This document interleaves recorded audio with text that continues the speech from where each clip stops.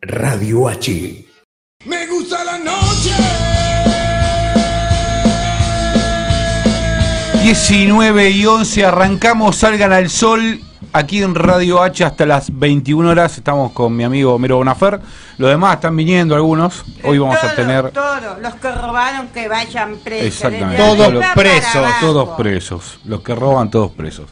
En tu rato calculo que va a venir el pájaro. Si vino Ataques está en camino. Así que bueno, vamos a hablar un poco de economía, un poco de cosas. Y quería retomar el tema de la editorial de hoy porque me parece interesante el tema de la sociedad de los consumidores, ¿no? Sí. Y hoy había leído a Agustín, uno que tiene que me disparó, digamos, el concepto. Agustín, que estaba en Cartabra, Agustín Martínez. Él había hecho un posteo en el Facebook que decía el progresismo neoliberal, ¿no? El neoliberalismo progresista.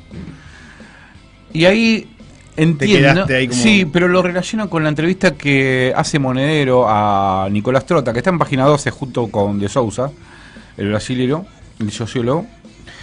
¿Y qué dice Monedero? Bueno, nosotros hemos creado sujetos de consumidores, pero no le hemos explicado toda la otra parte de por qué tiene esos.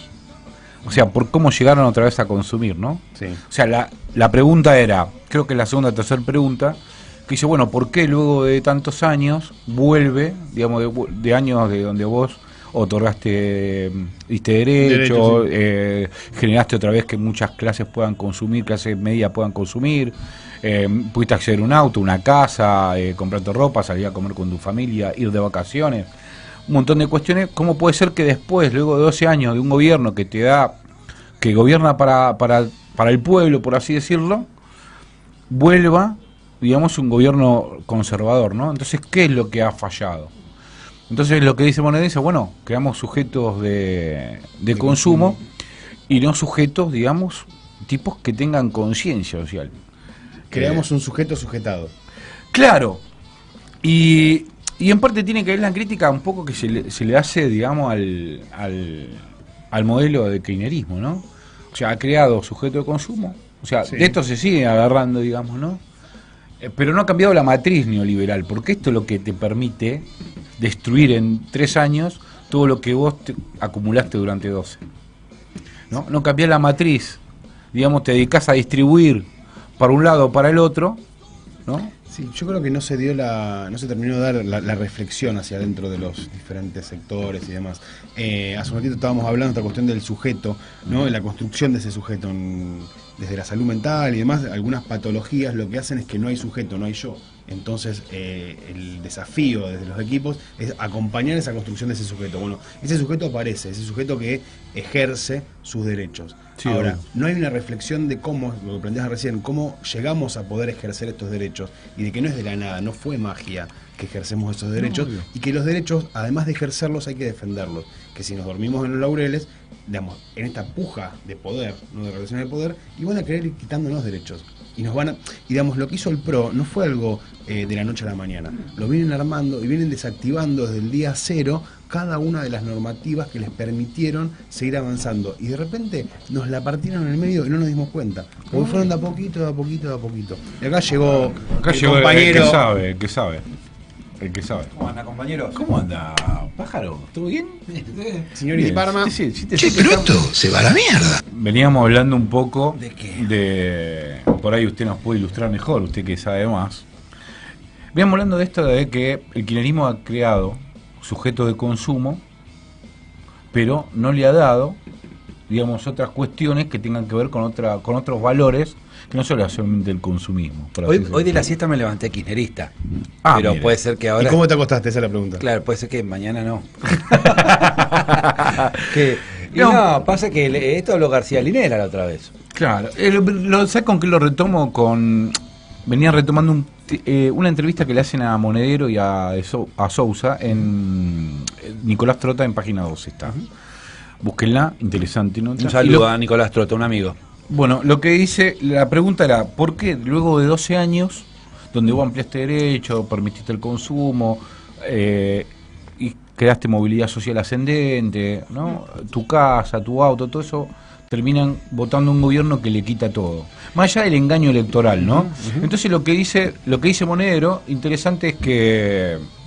Igual no votaron un gobierno que le quita todo, o sea, votaron otra cosa, el gobierno después le Sí, quita bueno, todo. O sea, está bien. Nadie no lo votaron porque le van a quitar las cosas. No, está bien, pero... Ahí está la estafa electoral. Bueno, esto es una estafa electoral, pero lo que digo es, ¿qué es lo que te lleva? O sea, un gobierno que te da todo, ¿no? Por así decirlo, está mal lo del todo, pero que te da cosas, que te amplía, que vos ves que hay laburo, toda historia, votás un gobierno más allá que te engañe. Pero, ¿qué faltó, no? Porque no es Eso, solamente... lo que pasa es que eso es una no sé- conciencia estomacal. A ver. O sea, viste que el diámetro del estómago, cuando se agranda, después para sentirte satisfecho Tenés querés que comer más. Entonces lo que pasó con la clase media argentina durante el kirchnerismo, o por lo menos con los sectores trabajadores que empezaron a tener más posibilidad de gasto, de acceso. consumo, para estar más satisfechos quieren más. Quieren más. Entonces es distinto cuando la clase media se identifica como clase media trabajadora y se identifica con los sindicatos y se identifica con el mameluco y se identifica con los valores éticos del trabajador, que cuando se identifica como simplemente clase media que ahora va al shopping. Yo me acuerdo de Cristina diciendo, vamos a abrir un shopping en San Justo. ¿Por qué no hay shopping en San Justo? Bueno, ahora hay shopping en San Justo. Y bueno, eso está diciendo que tener shopping es bueno. Y tener shopping es simplemente copiar la cultura norteamericana de Miami. El shopping acá nunca... No sé, el shopping siempre fue como de otro lado. Acá siempre el centro comercial fue una cosa a cielo abierto, los locales, la gente caminando por la vereda. Sí, esto arranca en la Se década entiende, del ¿no? 90, Los 90, ¿no? Sí, pero sí. bueno, hay una cosa así media como noventista, medio menemista, de ponerse contento porque haces un shopping en San Justo. Claro, pues ¿sabes por qué? Porque hoy tomaba un concepto que me pareció genial como explicación, que decía el neoliberalismo progresista, ¿no? Y me pareció que, claro, tiene razón. Nada más que el neoliberalismo quiere sujetos que, o sea, que no consuman, digamos, porque crea sujetos que no te dejan Un consumir. sujeto sujetado. Claro. ¿Entendés? Entonces, o sea, es raro el modelo económico porque pretende que solamente consuma un sector alto, uno que pueden llegar a fin de mes y nada más, y todo lo demás lo vemos, ¿no? Mira, yo venía pensando, pero voy a tratar de escribir esto porque es medio complejo, pero es una especie de ley de los tercios, como análisis sociológico, un poco de cómo está el campo electoral, ¿viste? En Argentina. Yo creo que hay un 66.6% Ah, mierda. de gente que detesta a Cristina, No Cristina, pongo. no Cristina. Y Noca. hay un 66.6% de gente que detesta a Macri. No M. Bien. En ese 66.6% que detesta a Cristina, vamos a hacer a todo así como a grosso modo, esto es puramente sociología intuitiva. Sí, a ver. La mitad, Un 33. punto 3, Punto 3. bien. La mitad yo creo que son sectores populares que durante los 12 años no vieron mejoras efectivas en sus condiciones de vida y entonces dijeron a la mierda con el kirchnerismo, voto otra cosa. Bien. ¿No? Esos sectores populares pasaron 12 años y dijeron, che, la verdad que yo sigo estando en la mierda, hace todo bien con el plan, la cosita, pero no estoy mejor. La otra mitad, el otro 33.3%, son sectores oligárquicos que dicen esta montonera que va a pedirnos impuestos por cualquier cosa, en cualquier momento nos va a expropiar como hace Chávez, la detesto. ¿Se entiende? O sea, sectores altos y sectores populares que termina diciendo no Cristina. Este como primer análisis. Para que termino la idea general. Dale. Después también hay un 60%, o sea, esto es muy loco porque decir, hay un 60% y pico que detesta a Cristina y un 60% que detesta a Macri. El 60 y pico que detesta a Macri, 66.6 como dijimos recién, yo creo que para dividirlo a grosso modo en esta sociología intuitiva también tenés una mitad, un 33.3, que son sectores medios ideologizados, politizados, militantes, concientizados, que dicen a este hijo de puta neoliberal, vendepatria, oligárquico, nunca lo vamos a votar. y el otro 33.3% de este 66% que detesta Macri son sectores populares, medios, trabajadores que ven efectivamente sus condiciones de vida deterioradas en muy poco tiempo. Entonces, en realidad, lo que tiene fidelizado el macrismo y lo que tiene fidelizado el kirchnerismo es lo siguiente. El macrismo tiene fidelizado 1/3 en los sectores altos de la sociedad, fieles, oligárquicos. Hay un 30% de sectores altos que son fieles al macrismo. Y el kirchnerismo tiene un 33.3 aproximadamente de sectores medio fidelizados. Lo que está ausente en la política argentina es que no hay ninguna representación que realmente fidelice a los sectores populares. Claro. Es decir, las clases medias están identificadas en términos de sector electoral duro con el kirchnerismo, los sectores medios más politizados, y hay un sector oligárquico que también irradia también a un pedazo de la clase media, media alta, en el macrismo. Lo que no tiene representación ni fidelización electoral son los sectores populares profundos. No hay una opción electoral que sea realmente popular. Así de cuajo lo decís. Sí. La clase media, kirchnerismo. Clase alta, macrismo. Entonces lo que tenemos es una pelea entre la clase media y la clase alta. Es una pelea de chetos. Algunos y caretas. Los chetos contra los caretas. Bien, estamos acá con una... Ha llegado nuestra invitada Silvina Batakis. ¿Cómo le va? ¿Todo bien, ustedes? Bien, bien. ¿Usted es una opción popular al electorado? Yo me considero popular, por supuesto. Bueno, acá tenemos a alguien en cual podemos indagar. ¿Por qué? Te voy a remeter en tema. Veníamos, el editorial que hice, y venía, lo enlazaba con por qué luego de 12 años perdemos el gobierno en manos de estos neoconservadores, neoliberales, toda esta historia, ¿no? Y la conclusión que llego yo, como muchos otros, y el que lo tira, digamos, retomo a Simon Bauman, que han tomado una sociedad de consumidores, y Monedero dice exactamente lo mismo, ¿no? Monedero en la entrevista lo que dice es, hemos generado consumidores y no tipos que tengan otros valores. Entonces,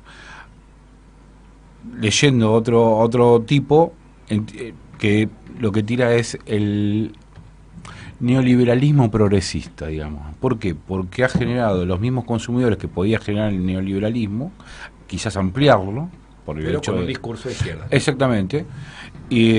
Pero no cambia, digamos, en el fondo, la matriz productiva que permitiría, digamos, otro tipo de sujeto. No solo de consumo, sino que tenga quizás otras cosas a la hora. Porque me parece a mí, y esto es pura intuición mía, es que ya no alcanza solamente con darle al sujeto el consumo.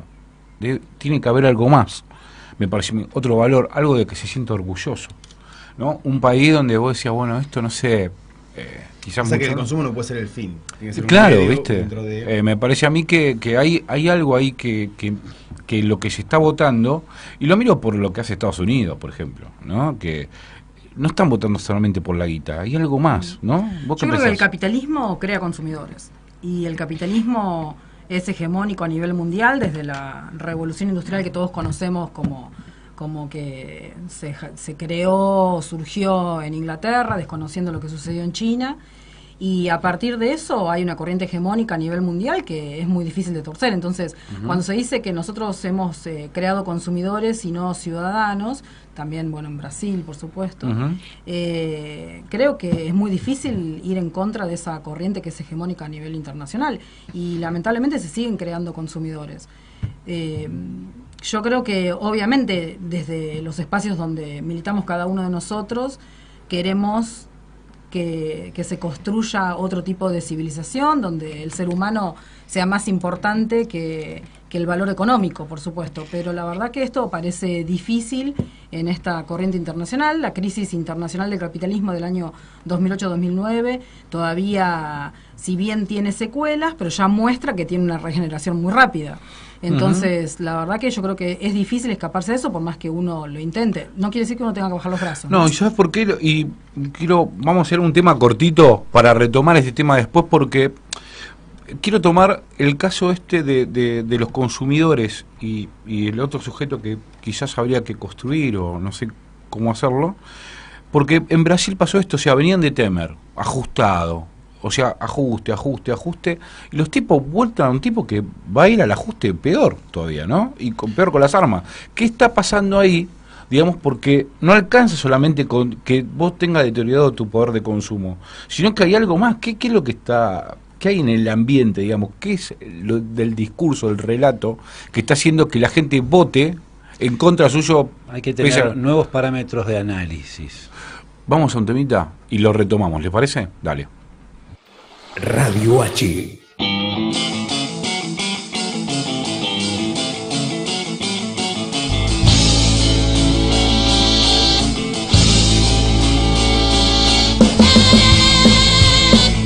...19:33 en Radio H, en Salgan al Sol, la radio de Homero Mansi.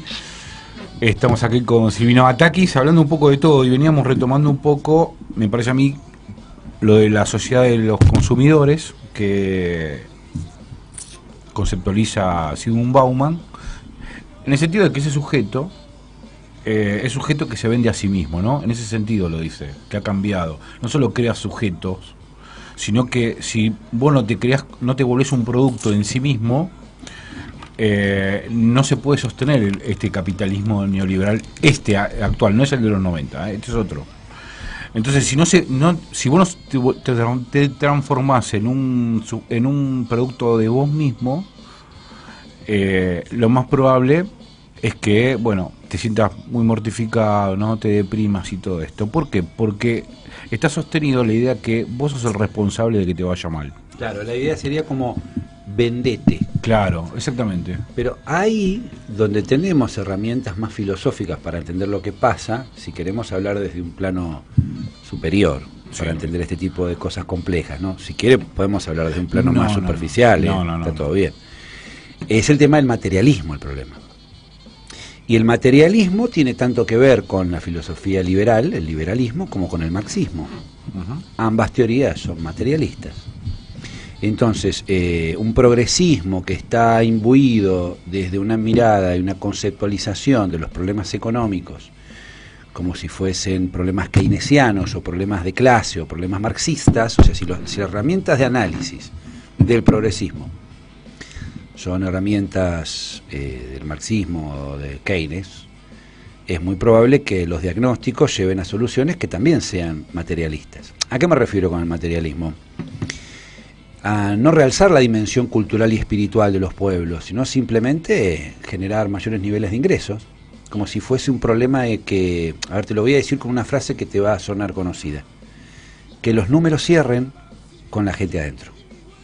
Si todo tu problema en la política es ese, muy kirchnerista. Si todo tu problema en la política es que los números cierren con la gente adentro, y a mí no me interesa.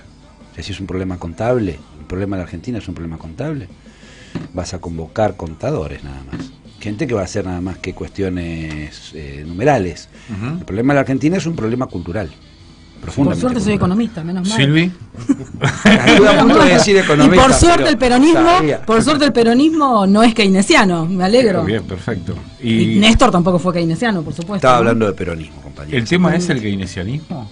No, digo, el peronismo es pragmático, digo. Néstor, por más que se le endilga haber sido o haber llevado adelante una política keynesiana, la realidad es que no lo hizo, ¿no?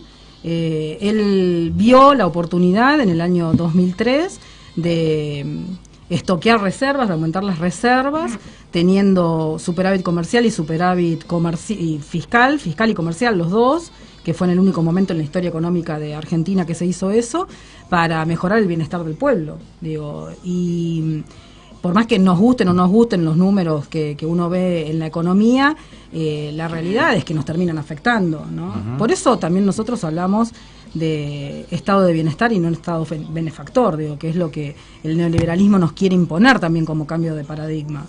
Y en ese sentido, la economía que está dentro del estado benefactor, dentro del peronismo, es la economía que resulta buena para el pueblo. Por eso yo insisto, digo, Néstor no fue keynesianista, digo, no tuvo nada de Keynes en su política macroeconómica.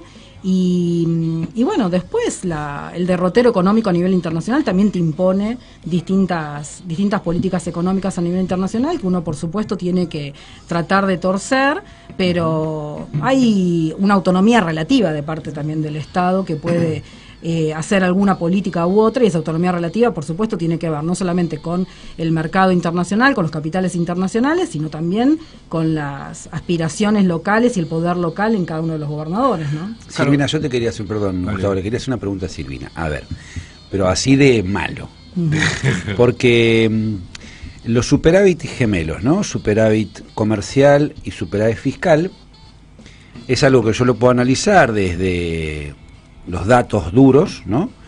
Pero no sé si necesariamente el hecho de tener un superávit en la balanza comercial y un superávit fiscal redunda en la felicidad del pueblo, ¿no? A ver, ¿desde dónde lo planteo?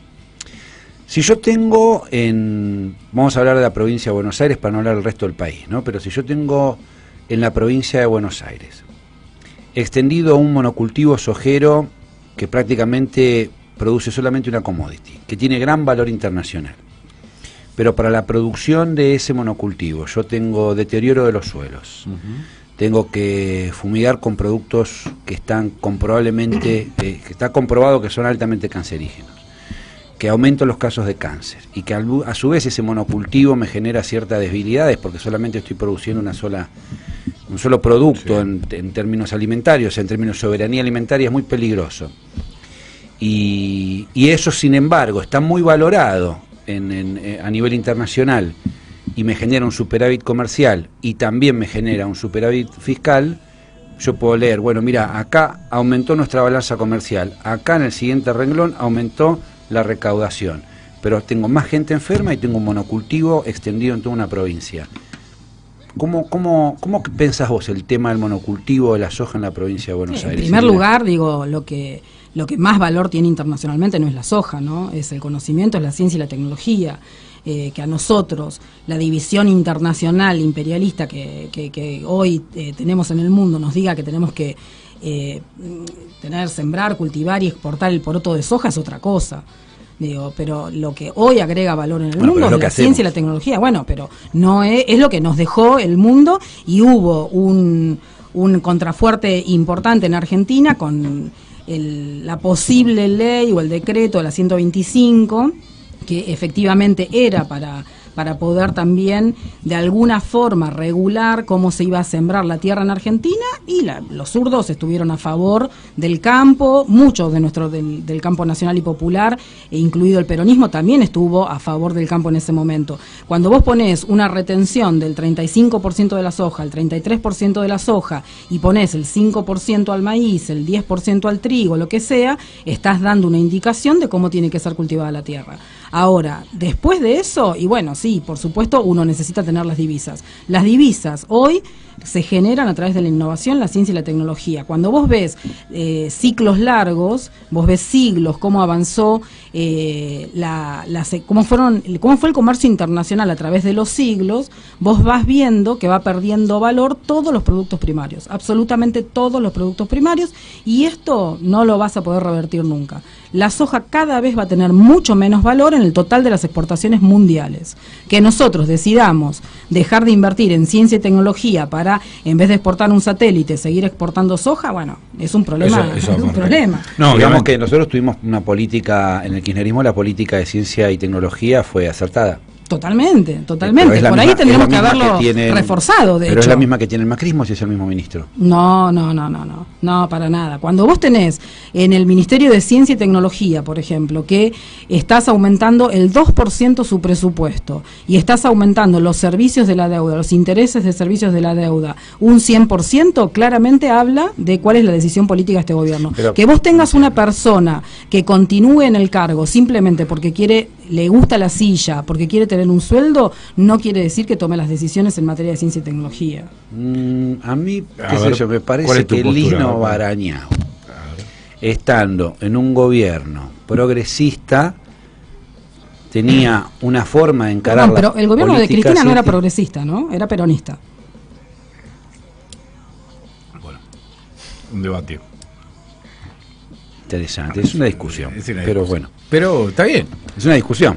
Pero yo digo, el ministro de Ciencia y Tecnología, con la importancia que tiene la ciencia y tecnología, Para mí ¿no? es un mercenario. No es Pero yo ni tengo peronista, ni progresista, ni Hago neoliberal. una Es lectura un mercenario. Le más gustó que quedarse en el mercenario, sillón. porque no creo que lo haya decidido él. Es decir, yo tengo una lectura que el poder real en la Argentina, el verdadero poder a nivel mundial, está en los ministerios de ciencia y tecnología. Es decir, el presidente tiene menos poder que Lino Barañao.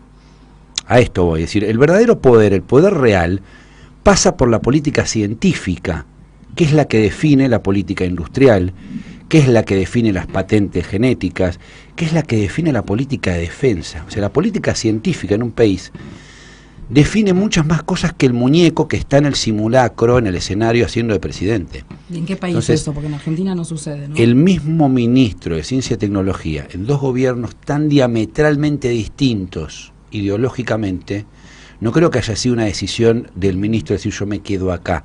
¿Por qué le hubiesen dicho te tenés que ir? No, yo sé que creo que hay él viene de corporaciones. Monsanto, ¿no? O algo así. No tengo ni idea, pero yo, mira, creo que los presupuestos manifiestan efectivamente cuál es la decisión y la voluntad política de cada uno de los gobiernos para el año siguiente. La verdad que creo en eso. Y cuando vos ves que el presupuesto en ciencia y tecnología en los gobiernos de Néstor y de Cristina iba aumentando continuamente, que la inversión en educación iba aumentando continuamente y que en este gobierno, con el mismo mercenario que hoy está en ciencia y tecnología y con otros ministros en el campo educativo o lo que fuese, va bajando, es porque efectivamente refleja la decisión de este gobierno. Ahora, que a este gobierno lo gobiernen más los poderes hegemónicos de Argentina, por supuesto, digo, y en eso sí consiste también la autonomía relativa que tiene un Estado. Siempre hay una puja, por supuesto, del poder público del poder público en los gobiernos peronistas para tener un poquito más de autonomía, que no se logra nunca. Pero este gobierno tiene menos autonomía porque de hecho lo maneja directamente los poderes hegemónicos. Sí, de hecho también un poco lo que retoma un poco el discurso de Cristina de Claxo, ¿no? Cuánto tenía de poder real ella para decidir, los otros poderes no regulados, por así decirlo, tenían el 70%. Entonces ahí también hay algo, o sea, es lo que hay algo, y un poco lo hablábamos la otra vez con otro tipo, que el concepto de democracia representativa está en crisis. Totalmente. Entonces hay que buscar alguna ingeniería institucional que nos permita otro tipo de participación y otro tipo de dirección en las políticas públicas, porque si solamente el tipo del Ejecutivo te va a decir invierto acá y acá no, bueno, ¿cuál es la representación de los otros sectores que se oponen a esa política? No, pero Eso es no mucho, está digo visto. yo, que estuve sentada en un sillón con algo de poder, muy relativo, por supuesto, muy relativo, vos te das cuenta, digo, yo al principio de la gestión tenía como mínimo 10 objetivos importantes para hacer un cambio sustancial en la provincia de Buenos Aires, y si pude hacer 3 es mucho, y no porque yo no haya querido, obviamente porque hay poderes que uno no los maneja y son poderes que claramente la ciudadanía no vota. Las personas como ciudadanos ejerciendo derechos no votan ese poder. Y ese poder está. Claro, es como por ejemplo, yo creo que la dimensión del poder de las grandes corporaciones transnacionales, comparado con un Estado nacional, lo pasan por arriba. O sea, es muy asimétrico el poder de una corporación como Bayer Monsanto respecto de un Estado latinoamericano, ¿no? Sí, Entonces, por supuesto. solamente el proceso de integración regional, con un mercado de alrededor de 400 millones de habitantes, podría torcer en términos de conciencia, ¿no? Porque 400 millones de esclavos tampoco es gran cosa, pero en términos de conciencia podría revertir en términos de poder esa balanza tan asimétrica. Ahora, imagínate cuánto más asimétrico es la relación entre una corporación transnacional y una provincia de un país semicolonial como es la Argentina. Bueno, aún así, la provincia de Buenos Aires fue la única que pudo torcerle el brazo a la mesa de enlace agropecuaria. Ni el gobierno nacional pudo, ninguna otra provincia pudo hacerlo, y en la historia de la provincia de Buenos Aires fue la primera vez que se pudo hacer un revalúo rural en la provincia para que aporten más. Entonces, obviamente que hay poderes relativos y autonomías relativas, pero la verdad que también uno tiene que saber cómo ejercer la política para poder llevar adelante los cambios que uno quiere. No es fácil, por supuesto que no es fácil. Yo he recibido desde ladrillazos hasta un Biolcati subido a una legislatura con una masa rompiendo las columnas de la legislatura, los balcones de la legislatura, pero bueno, digo, son peleas que hay que dar. Ese fue por el revalúo que quisiste hacer. A lo que iba lo es, hice, ¿eh? si este poder, o sea, podríamos concluir lo siguiente, o sea que podríamos pensar que de alguna manera en esa negociación entre los poderes transnacionales y los estados nacionales le pueden decir, por ejemplo, le pueden haber dicho al gobierno anterior, mirá, al ministro de Ciencia y Tecnología lo pone Monsanto, ¿estamos? Si no, bueno. Y a este gobierno lo mismo. El ministro de Ciencia y Tecnología lo pone Monsanto. Sí, pues, algo de eso por ahí. Y el gobierno próximo, al gobierno próximo, el que venga, en el 2019, sí, ¿será Liño Barañao de vuelta ministro de Ciencia y Tecnología? pero... Yo ahí me vuelvo loco. Sí, no. Ahí queda claro, o sea, si eso pasa, le voy a decir, che, me parece que el que tiene la batuta es este. Bueno, si muchos no saben, Silvina Batakis es precandidata a gobernadora de la provincia de Buenos Aires, es mi candidata, obviamente, acá la tengo. Pero votás en Capital igual. No, yo soy de Lanús, yo voto provincia. Yo ya sé a quién tengo que votar, no tengo que pensar mucho. El tema es que Silvina tiene una idea, digamos, de cómo está la provincia, de cuáles son las medidas que podría llegar a tomar. Y me interesa mucho, ella tiene una visión, digamos, de la genética, ¿no? De darle al campo, digamos, otro tipo de valor agregado que le permita, digamos,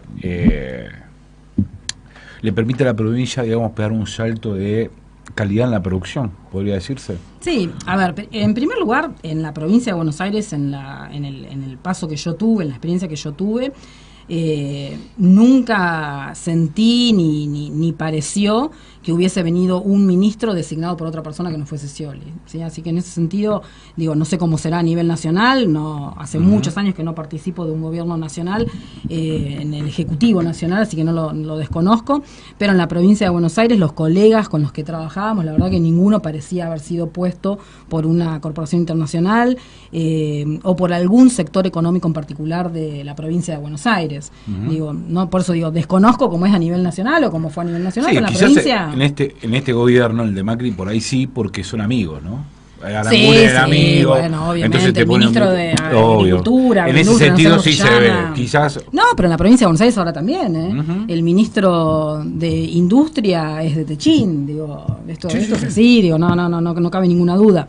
Lo que digo, y me parece que también de dónde provienen cada uno de los ministros en una gestión, para comparar, si quieres, la provincia de Buenos Aires hasta el 2015 y desde el 2015, te marcan también cuál es la autonomía relativa respecto de los sectores económicos que vas a gestionar. Digo, hasta el año 2011, 2012, el sector agropecuario todos los años, entre julio, agosto, septiembre, venía con la ley del impuesto inmobiliario rural redactada y se le entregaba al ministro de Economía, ¿sí? Y uno tenía que acatar y decir, bueno, sí señor, yo hago esta ley.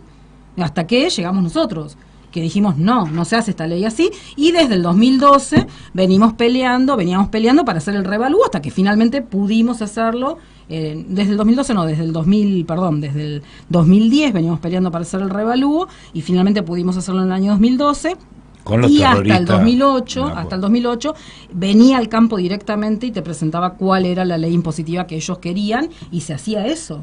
O sea, por supuesto que siempre hay esta connivencia entre los sectores económicos y algún ministerio. Nosotros no lo tuvimos, eso es lo que estoy diciendo. Nosotros de ninguna manera lo tuvimos y no aceptamos nunca que venga o la industria o el sector agropecuario a decirnos cuál tenía que ser la ley impositiva para cada uno de los sectores. De hecho, las peleas que yo he tenido con la UIA, con FEBA, digo, eran enormes, y bueno, obviamente que uno tiene que negociar, pero de ninguna manera imponíamos la ley que yo... Contame que yo una quería. anécdota de esas negociaciones, ¿tenés? Y la del campo fue la más dura, si se quiere, ¿no? Porque, primero que, ya te digo, nosotros veníamos ya desde el 2011, más o menos, 2010, yo era subsecretaria de Hacienda, y desde ese momento yo venía insistiendo con que había que hacer ese revalúo, que era histórico, que nunca se había hecho un revalúo en la provincia de Buenos Aires. La primera vez que se le da valor a la tierra rural es cuando se crea el impuesto, y después de eso nunca se había ajustado ese valor, ¿sí? Con lo inflacionario que es Argentina, ¿no? Sí. Siempre se hacen parches sobre parches, y la verdad que el impuesto inmobiliario rural era un desastre, pero además pagaban tierras más chiquititas y más con menos fertilidad, por ejemplo en Necochea, que en la zona núcleo de la provincia de Buenos Aires, porque obviamente la sociedad rural representa sus intereses y no los intereses de los sectores menos productivos en materia agropecuaria de la provincia de Buenos Aires. Entonces, la verdad que era no solamente injusto en cuanto a la estructura tributaria de la provincia, sino que también era injusto hacia adentro el impuesto.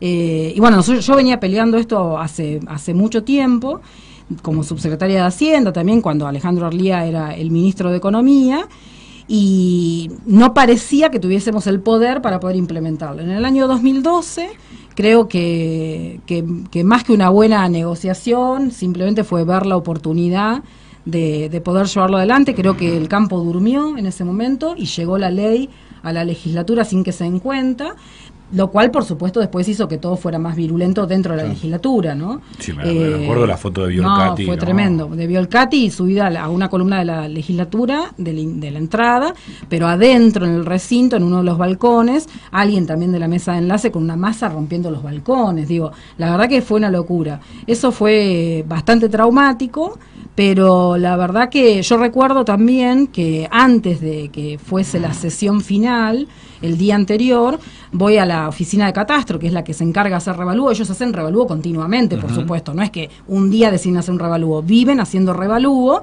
Y me acuerdo que, bueno, los voy a saludar para agradecerle todo el trabajo que habían hecho, y una señora mayor, me dice: te agradezco que te acerques, me dice, pero la verdad que yo trabajo en ARBA hace 35 años y nunca vi que se haga un revalúo, así que no creo que esta vez se pueda hacer, ¿sí?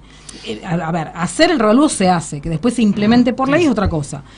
Entonces, 2 o 3 días después de que la ley había sido aprobada, me pidió una reunión para venir a verme y me agradecía con lágrimas. Me dice, la verdad que el trabajo de 35 años lo veo por primera vez reflejado en un impuesto en este momento.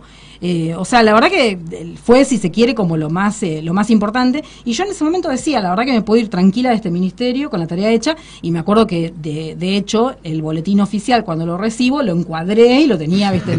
Lo tenía al lado de Tevez, que en aquel momento también lo tenía. ¿Qué opinás del revalúo que está haciendo o Vidal o quiso o intenta hacer? El revalúo que hace Vidal es un revalúo que se exige por la ley de catastro, pero es un revalúo urbano, ¿no?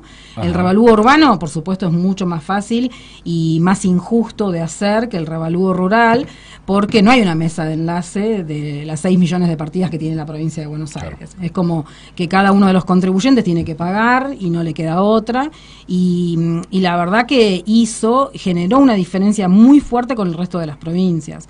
Nosotros, cuando hicimos el revalúo rural, sabíamos, por supuesto, que eso iba a implicar que el campo de la provincia de Buenos Aires pagase más bienes personales y que eso se distribuyese en una forma distinta en el resto de las provincias, ¿no? La provincia de Buenos Aires, en aquel momento, de los recursos que percibía, aportaba aproximadamente el 40% y recibía el 18% nada más. Nosotros sabíamos que estaba esa desigualdad, si se quiere, que después podemos hablar, ¿no? Yo igual creo que la provincia de Buenos Aires tiene que ser aportante neto, pero digo, había un desfasaje, si se quiere, entre lo que la provincia aportaba y recibía. En este caso, está generando una desigualdad enorme con otro tipo de propietarios en el resto del país que están en igualdad de condiciones pero aportan muchísimo menos, ¿sí? Porque que haya tierras con mucho valor en la provincia de Buenos Aires no implica que no las hay en Entre Ríos, en Santa Fe, en Córdoba. Es más caro Buenos Aires. Casas...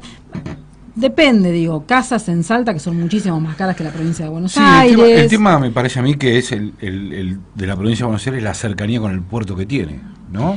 Sí. Por ahí, calculo El puerto yo de que- Rosario es uno de los puertos más importantes que tiene Argentina, es la envidia de la provincia de Buenos Aires. Mirá. Lo que tiene provincia de Buenos Aires es que, primero, tiene 17 millones de personas que consumen. El consumo es el motor fundamental de cualquier economía, el consumo interno o externo, ¿no? Pero el consumo interno en Argentina es aproximadamente el 70% del Producto Bruto. Entonces, cuando se cae el consumo interno, el Producto Bruto naturalmente se le apagó un motor fundamental de la economía.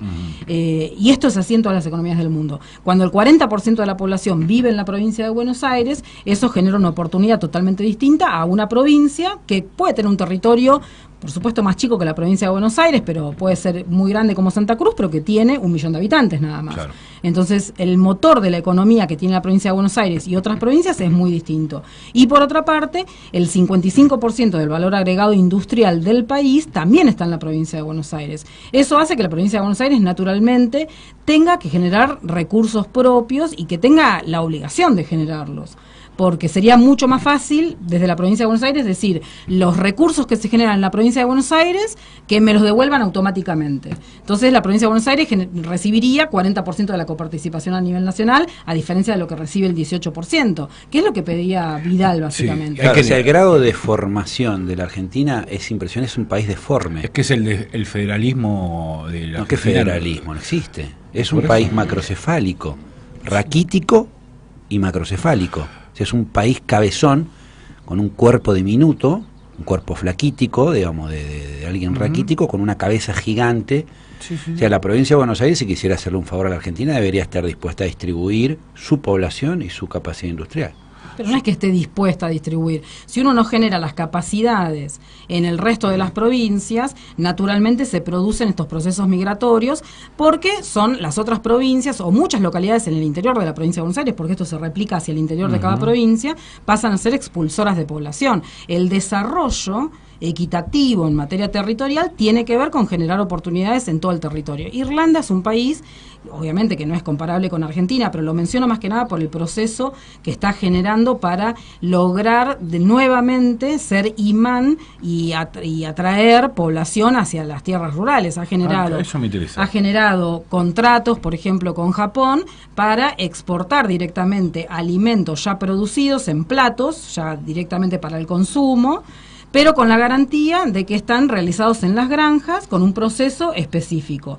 Para esto lo que hicieron fue tecnificar, robotizar las granjas en Irlanda, pero en las zonas bien rurales y que tengan el certificado y que las familias vuelvan a esto. Porque la realidad también es que el trabajo rural, como lo conocemos por ahí mayormente en Argentina, porque hay varios lugares en donde no, es un trabajo que es un trabajo feo, que es un trabajo que requiere mucha fuerza de cada uno de los empleados y donde los jóvenes, por supuesto, no quieren estar. Cuando ven a los papás en un tambo, un chico de 16, 17, 18 años, que ven al papá que se levanta todos los días a las 3 de la mañana, que la vaca tiene fiebre a las 10 de la noche, a las 2 de la mañana, un sábado, un domingo, el pibe no quiere estar en el tambo. En cambio, cuando vos generás un proceso en donde robotizás el ordeñe, entonces los pibes sí quieren volver, quieren quedarse en ese campo, porque apretás un botón, porque las vacas se ordeñan automáticamente solas. Esto, por ejemplo, hay un tambo en la provincia de Buenos Aires, en Balcarce,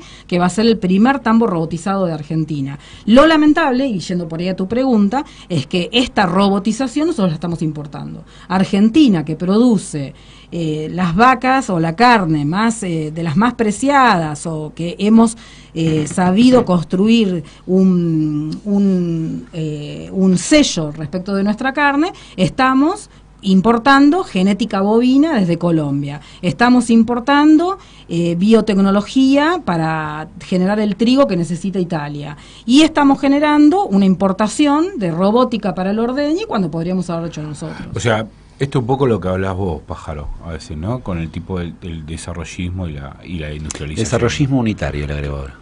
Bueno. Porque el problema en la Argentina es ese. O sea, Argentina vendría a ser una especie de ficción construida a partir de la provincia de Buenos Aires. Entonces, en términos electorales, el candidato que salga a la provincia de Buenos Aires con 2 o 3 distritos, con La Matanza y Mar del Plata, más o menos tenés un caudal, con un poquito más tenés un caudal electoral para ser presidente. Entonces, después que vos sos presidente... La Plata, ¿no? Es el distrito que le sigue a La Matanza, Después, ¿no? ¿qué vas a querer hacer? No, Mar del Vas a querer... No, me parece que es Mar del Plata. No, La Plata. Ahora lo averiguamos bien en internet, que para eso está la internet. Entonces, lo que sucede es que vos, después, cuando ya sos presidente, con ese caudal de votos, vos deberías federalizar, por una cuestión de sensatez, el grado de desarrollo. La Argentina, por cuestiones simplemente geopolíticas o de defensa nacional, tenés un país totalmente vacío hacia el sur y hacia el norte. Ahora, si vos haces eso, generás núcleos poblacionales en otras provincias. Por lo tanto, favoreces el caudal electoral de otros gobernadores. Y eso no lo va a hacer nadie, porque hoy hegemónicamente lo que cubre, digamos, la mentalidad de la mayoría de los políticos argentinos es la facilidad electoral. Tratar de tener réditos electorales con el menor esfuerzo posible. Entonces, si yo tengo toda la población acumulada en un territorio donde yo tengo más o menos controlados sus núcleos poblacionales, que te digo, conurbano, Mar del Plata y un par más, me garantizan un caudal para ser presidente o gobernador. Y bueno, el unitarismo desarrollista concentrado en el mismo lugar, en el mismo punto, es la forma más fácil de ganar elecciones. Sí, igual, o sea, sería una especie de eugenesia política. Igual ella tiene aquel otra político visión, que sea realmente federal y que quiera generar un proceso distributivo en los núcleos de población en la República Argentina, estaría matando la gallina al huevo de oro, que es el conurbano, Mar del Plata, y la concentración urbana que gana el Yo los tengo votos. dos preguntitas. Primero, hace un rato hablabas de esta cuestión del 40% que produce la provincia de Buenos Aires y el 18% de coparticipación. ¿Cuál sería el número ideal de esa coparticipación como para que sea viable la provincia? Y la segunda tiene que ver con esto: ganás las elecciones, sos la próxima gobernadora de la provincia de Buenos Aires. ¿Cuáles son las 2 o 3 medidas que sí o sí tenés que tomar para, supongo que hay un montón de críticas a la gestión actual, ¿no? ¿Cuáles son esas 2 o 3 medidas que vas a impulsar en la gestión? A ver, en primer lugar, hablando de los países federales, ¿no? De los 200 países que hay en el mundo, digo, una veintena nada más son países federales. Y el problema de las grandes ciudades con sus conurbanos están en la mayoría de los países del mundo, ¿no? No sé si, la verdad que no lo sé, no lo tengo claro, si el problema es si sos federal o sos unitario, honestamente. Me parece que no ha habido una política de desarrollo que tenga en cuenta la demografía. Y cuando la pensás, la verdad que te lleva mucho tiempo implementarla. Claro. Digo, nosotros en la provincia de Buenos Aires implementamos un plan de desarrollo con equidad territorial que tenía que ver con eso, ¿no? Con tratar de fortalecer productivamente a los municipios que eran expulsores de población. Y lo hicimos durante 3 años con experiencias sumamente positivas que la verdad que parecían promisorias en cuanto al futuro. Y bueno, y este gobierno decidió eliminarlo, por ejemplo, ¿no? De Cuajo ya no existe ni siquiera, obviamente, la página de internet del plan. A los 5 días ya no estaba más este plan. Sí creo, sí creo que en general es muy difícil encontrar un político que esté pensando en construir una política pública que exceda su mandato, ¿no? Sí, a largo plazo. Es muy difícil pensar esto. Yo creo que hay que pensarlo. Los países desarrollados o los países más felices del mundo, si se quieren, distintos índices que uno quiera medir, la verdad que miden estas cosas a mediano y largo plazo y tratan de tener estas políticas como con mayor presencia durante todos los años. Sí, el problema es que tenemos, que al menos yo veo y mucho también, es que al tener se pone un modelo sobre el otro, digamos, van rotando, ¿no? Aparece un modelo industrial y después aparece este modelo primarizador, agroexportador, y uno se impone sobre el otro. Por eso es muy difícil planificar, digamos, una política a largo plazo, porque los intereses de los dos modelos son contrapuestos. Quizás el industrial no, porque en realidad, según tu visión, digamos, yo puedo tecnificar el campo. Y hoy va camino a eso, ¿no? Un poco vos, Pájaro, habías puesto el cambio de agricultura a agroindustria, digamos, te está enfocando, digamos, pasó de la cultura del agro, pasó a ser la industria del agro, ¿no? El problema ahí es que esa agroindustria no está generada por Argentina. Nosotros en Argentina tenemos la convivencia de 3 siglos que no dialogan entre sí. Vos tenés al sector agropecuario, que sigue teniendo buena parte artesanal, tenés un sector agropecuario que incorporó la industria y tenés un sector agropecuario en menor medida, pero que incorporó ciencia y tecnología, ¿no? Que incorpora esto de la revolución 4.0. Muy poco, pero por ejemplo el campo... ¿De qué se trata? Por ejemplo, La robotización, robótica, ¿no? La robótica, etcétera. O la genética bovina, la biotecnología, etcétera, etcétera. Muy poco lo incorpora en Argentina, pero se incorpora. El problema es que esta economía artesanal, por supuesto, sí se produce en Argentina con trabajadores ubicados en Argentina, ya sean extranjeros o nacionales, pero se produce en Argentina, en las tierras argentinas. Ese campo que incorpora la industria, por ejemplo, la maquinaria agrícola, una desmotadora de algodón, en el Chaco, por ejemplo, vos antes el algodón lo recolectabas con 5 familias en 5 hectáreas que se llenaban de cáncer de piel, por supuesto, que se deformaban las manos con el picudo, etcétera, etcétera.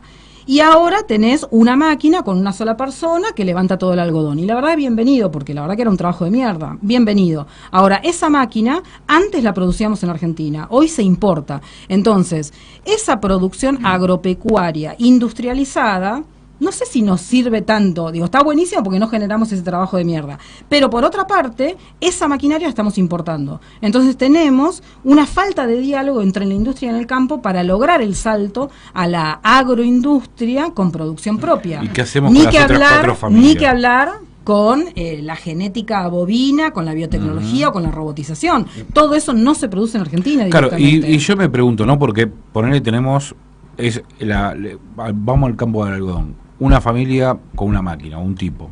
¿Qué hacen con las otras 5, no? Porque están acostumbrados, digamos, o quieren trabajar en el campo o algo. ¿Y cómo lo distribuyen? Bueno, pero de eso se trata. Hay que generar puestos de trabajo.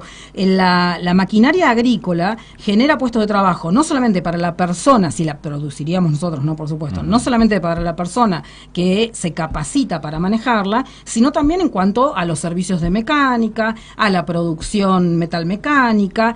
El problema es que nosotros también tenemos un divorcio entre las capacidades adquiridas de determinadas personas, de determinados trabajadores, para poder hacer un trasvasamiento hacia el otro sector. Y en ese sentido tenemos que invertir mucho más en educación y en ciencia y tecnología, que eso fue lo que se intentó desde el año 2003, cuando se planea como meta, se establece como meta, elevar del 2% de inversión en educación de nuestro Producto Bruto al 7%. Estamos lejos, por supuesto, de los países desarrollados que invierten casi el 20%, pero necesitamos esa inversión. Lamentablemente, eso lleva muchos años. Y los bolsones de pobreza en el mientras tanto siguen aumentando. Pero por ahí, para ir a algo que vos decías, Argentina es un país singular. Argentina es muy difícil compararlo con otros países. Por supuesto que yo digo, me la paso haciendo comparaciones con otros países y a veces tuiteo algunos gráficos comparando con otros países. Porque naturalmente uno intenta ver qué es lo que hicieron otros países para estar mejor. Y los estudia y ve cuáles son las políticas y analiza, etcétera. Pero Argentina es un país singular en lo que vos decías. Cuando en Estados Unidos hay cambios entre un partido y otro partido, las medidas para arancelarias siguen estando. Como máximo se crean más medidas para arancelarias o se crean menos medidas, pero nunca se dan de baja, por ejemplo. Entonces Estados Unidos, cada gestión que tiene, siempre deja más medidas para arancelarias para el próximo gobierno. Que Trump esté elevando los aranceles le suma valor o le suma protección a la industria local y a la generación de trabajo. En Estados Unidos, la importación de bicicletas, por ejemplo, tiene un arancel del 35%. Es caro. Importar una bicicleta en Estados Unidos es caro, 35% más. Ahora, de esa misma bicicleta, si vos querés importar la rueda, el asiento, la bocina, el freno, los cuadros, los pedales, cada una de esas cosas cuesta 5% de arancel. ¿Por qué? Porque armar la bicicleta en Estados Unidos genera puestos de trabajo. Entonces, un armadero en Estados Unidos está bien y un armadero en Argentina está mal. Digo, es como que, por eso digo, como que nosotros somos un país singular en esa materia. Nosotros no vamos construyendo sobre lo que deja el próximo gobierno, si es que construyó algo. Este gobierno, por supuesto, no va a construir nada, va a dejar hecho cenizas, va a destruir es un mucho. estado de malestar, ¿no? En contraposición al estado de bienestar. Sí, sí, y ni que hablar benefactor, ¿no? Por Sí, supuesto, ni hablar. ¿no? Ni Malefactor. Sí, No, es benefactor, pasa que de otros intereses que no son los nuestros. hablar. Sí, también. Bueno, pero ya lo escuchamos a Constantini, ¿no? Diciendo que él dejó de ser billonario. dejó de ser billonario por culpa de Macri, ¿no? Claro. Yo me tratando pierdo de billones. Claro, tratando de marcar la impunidad, que ¿no? por más que es un gobierno que nosotros decimos que es un gobierno de ricos para ricos, evidentemente es de ricos para ricos amigos, ¿no? Claro, para Claro. otros ricos. Sí, el tema porque ya no hay industrias. Esto del armado me parece interesante porque la gente está ese mito de que en Tierra del Fuego se armaban celulares, ¿no? Y no hay fábricas que fabriquen el celular desde el tornillito hasta el vidrio. No conozco. Todas se arman y van contratando distintas. Bueno, en China Em, sí. China es tan particular como en Argentina. algún lugar los hacen los componentes. Sí, pero igualmente no hay una fábrica en China que haga todo a la vez. No, eso seguro. O sea, ellos... Hay o sea, especialización. Exactamente. A eso Hay va, tipos Es el que Fordismo, ¿no? La cadena de montaje sí, pero a nivel es global. claro, pero acá está la idea de la industria esta del tipo que hace todo a la vez, o sea, que te entra entra agarra entra el pasto metal, sale un celular. y sale césped sintético, ¿entendés? O sea, todo en un mismo proceso. En cambio, no se comprende cómo es la industria internacional, o sea, el armado es hoy la industria, digamos, que está imperando en el Global. mundo. Incluso intraindustria, o sea, entre la misma industria. El problema que tiene China y Estados Unidos en esta guerra comercial es que muchas de las empresas que están en guerra están en guerra contra la misma empresa que está en China fabricando y que importa.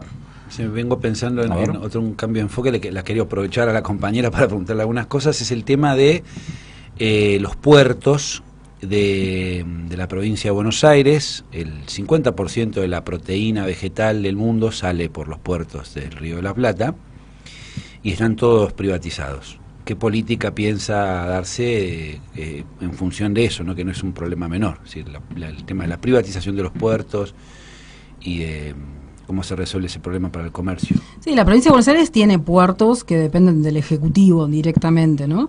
El puerto de la Ciudad de La Plata, la verdad que tuvo una inversión muy fuerte en los años anteriores y digo, siempre con esta envidia respecto del puerto de Rosario, ¿no? El puerto de Rosario es una cosa impresionante. Pero no es en de- cuanto no es a del magnitud. Estado. No, por eso, el puerto de la Ciudad de La Plata sí, ¿no? Ujú. de la provincia. Pero la cantidad de puertos que tiene la provincia de Buenos Aires sí la hace distinto al resto de las provincias. ¿Cuántos tiene? Sí. No, la verdad yo ahora no me acuerdo, pero... ¿Puede ser 19? Sí, puede ser. No, tiene que tener muchos más privados. ¿Muchos más? Sí, muchos más. Tienen que ser, porque del Estado tenés el puerto de Quequén, con después concesiones privadas, ¿no? Pero son de administración provincial. Ah. Pero de puertos privados hay muchísimos puertos. Ahí yo personalmente creo que lo importante es profundizar sobre los puertos que son privados, ponerlos en valor, pero ponerle también toda la infraestructura necesaria para llegar. El puerto de la Ciudad de La Plata, la verdad que es tremendo que no podamos llegar con la ruta 6, por ejemplo, todavía hoy en día. El puerto de Quequén le faltan 10 kilómetros de vías férreas para que podamos llegar con el tren. Entonces, se utilizan, pero se utilizan con poca eficiencia esos puertos. Pero esos Y puertos no deberían ser estatales. Bueno, acá dice Telam Listo, que hay seguro. 12 puertos públicos y 26 privados, además de los 200 de usos recreativos. O sea, pero hay Claro. 12 públicos y 26 privados. Ujú. Sí, privados son muchos más que Un puerto que los privado puertos públicos. significa que lo que sale y lo que entra a vos ni te cuento. Ese es privado. No, tienen que registrar, No, absolutamente sí, todo, tiene- tienen que pagar tienen aranceles, aduana, tienen aduana, No es tan fácil. no es tan fácil. Mirá vos. Es mucho más fácil que el trigo de Argentina camine hacia Paraguay y que Paraguay, sin ser zona triguera, exporte trigo, que ha sucedido. Y Ah, eso, mirá. sí, eso ha Esa no la sucedido. sabía. Sí. Cuando no les conviene el tipo de cambio en Argentina, mágicamente el trigo se exporta. Y desde del dragado Brasil. que se está haciendo ahora para un posible puerto en Montevideo, que empieza a ser el puerto principal, ¿qué pensás del tema? Y la verdad que eso es una competencia. Son cosas que nosotros tendremos que haber hecho, ¿sí? Naturalmente son cosas que nosotros tendremos. El Puerto de la Plata, Nosotros conocimos otros quiénes. nosotros como gobierno tendríamos que haber diseñado esas políticas públicas al futuro, porque naturalmente el puerto de Buenos Aires obviamente hay que descomprimirlo, pero el puerto de la Ciudad de La Plata podía tranquilamente tranquilamente ser esa competencia para el puerto de Montevideo, y de hecho, quizás si el puerto de la Ciudad de La Plata hubiese ya estado en funcionamiento a pleno con toda la infraestructura necesaria, no en sí mismo por el puerto, sino por la Ruta 6, por rutas bioceánicas, etcétera, etcétera, quizás Montevideo no hubiese hecho ese desarrollo. ¿Y por qué no se hizo? Porque no había plata, porque faltó tiempo, pero plata seguro no había, eso se lo puedo garantizar. Eso se lo puedo garantizar como sea. Una cuestión tan estratégica, porque imagínate que si ahora el puerto es en Montevideo, es como que estás perdiendo gran parte de tu escenario en la política mundial comercial. Seguro, sí. O sea, es como que te estás, pero aparte te estás despidiendo de la política comercial internacional. Obviamente. Te están diciendo No, chao. bueno, está Rosario, ¿no? Está Rosario, que es grosso. Sí, pero Pero es aparte privado. tenés el No, tema. no nos olvidemos de ese pequeño detalle. Sí, pero igualmente la producción que saca Montevideo también es argentina, ¿o no? O sacará. No, pero en términos de logística es un negocio inmenso que pierde la Argentina. Es un negocio muy grande que pierde la Habrá Argentina. que apuntar ahí entonces, Sí, ¿no? sí. Che, ¿saben qué? Está buenísimo, pero vamos a escuchar un temita y ya volvemos, dale. Radio H. Principal e irrenunciable de nuestras Fuerzas Armadas. Habla bien, la concha de tu hermano. 20 y 23. Continuamos a hacerle. Acabo de escuchar el corte que teníamos. Gracias, Sicus, por el libro que le vamos a dar a Silvina, La imagen argentina, episodio cinematográfico de la historia nacional, ya que no sabe de muchas cosas menos de cine, así que le vamos a regalar lo que no sabe. Claro. Porque de economía no le vamos a regalar. Mochoni Becker. Exactamente. No, por favor. Vamos a hablar un poco de. Me gustaría. De las medidas sobre el final, porque son heavy y nos van a bombardear acá, pero me gustaría que me expliques o me cuentes cómo fue, digamos, los últimos años de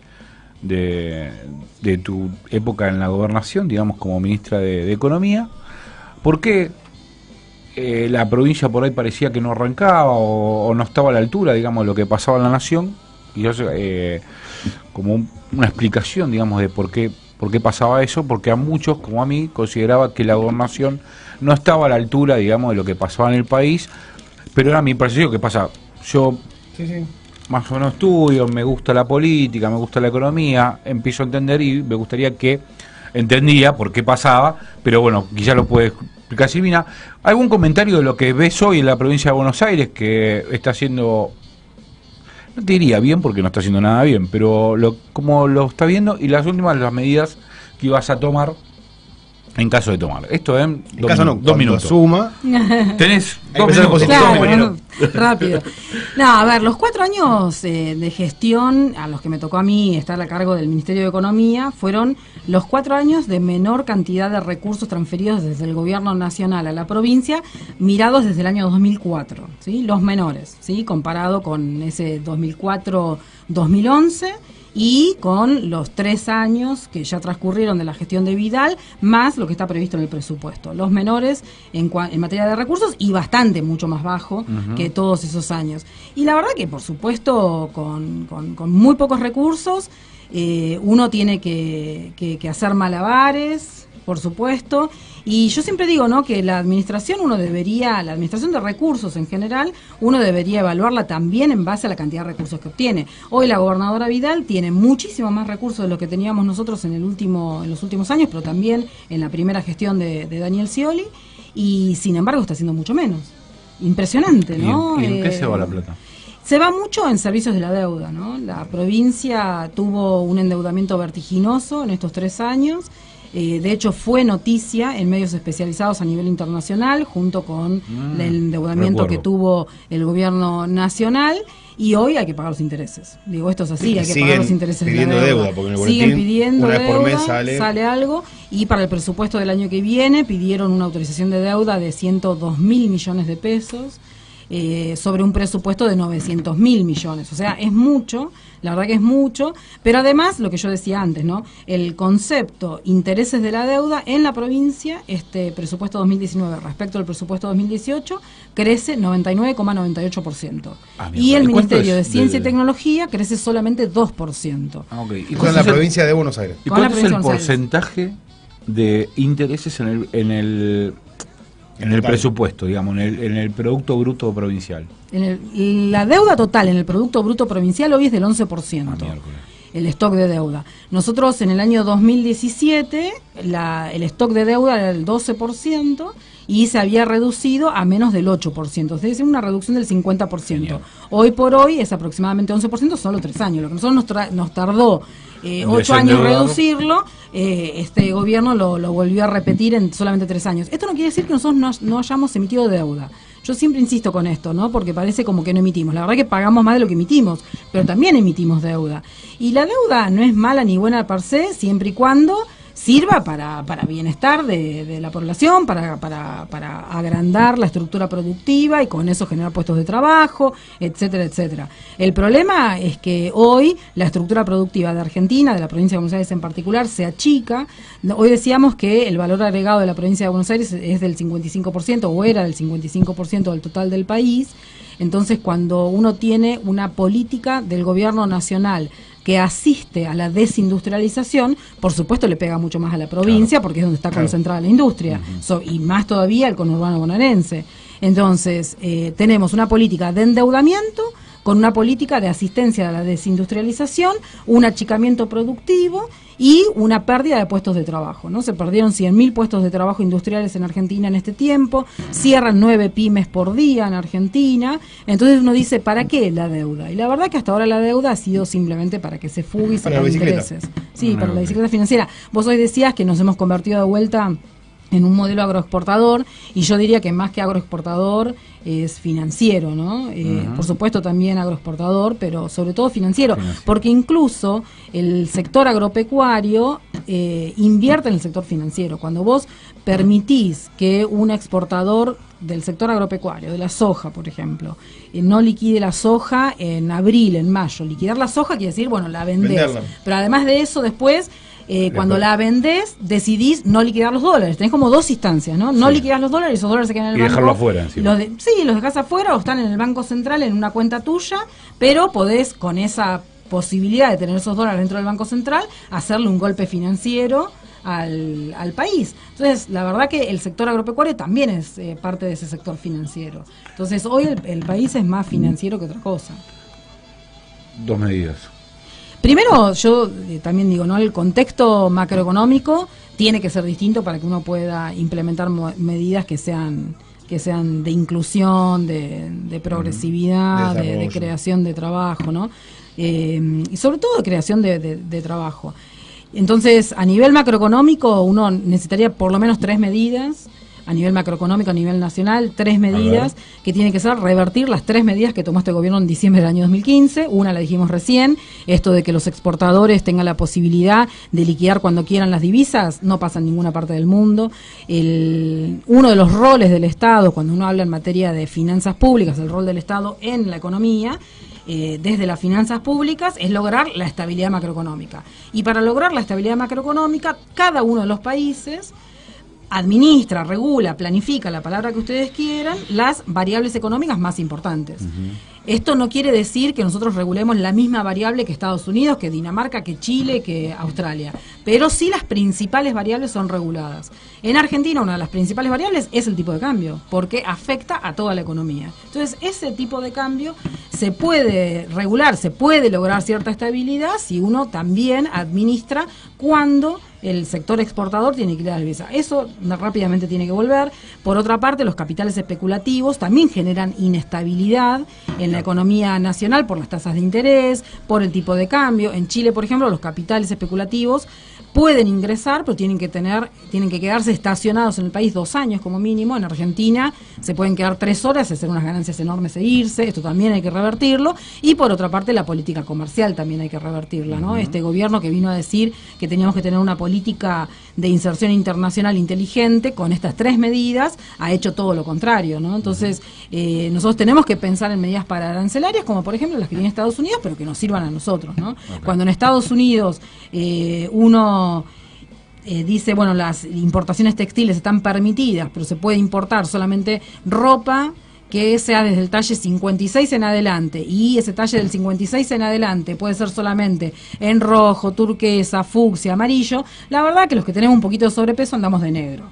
Entonces es una medida paraarancelaria que le permite a Estados Unidos no poner una medida arancelaria a las importaciones, pero que en definitiva traba las importaciones en materia textil desde China, Indonesia, Bangladesh, etcétera, etcétera. Ese tipo de medidas nosotros tenemos que empezar a pensar cuál es nuestro sector económico que produce la mayor cantidad de puestos de trabajo, y ahí sí, por ahí ya yendo a la provincia de Buenos Aires, y luego de eso, de hacer esa pregunta, cuál es el sector que genera más puestos de trabajo, preguntar cuánto es la demanda de dólares, porque siempre nuestro cuello de botella ha sido el sector externo en materia de necesidad de divisas, etcétera.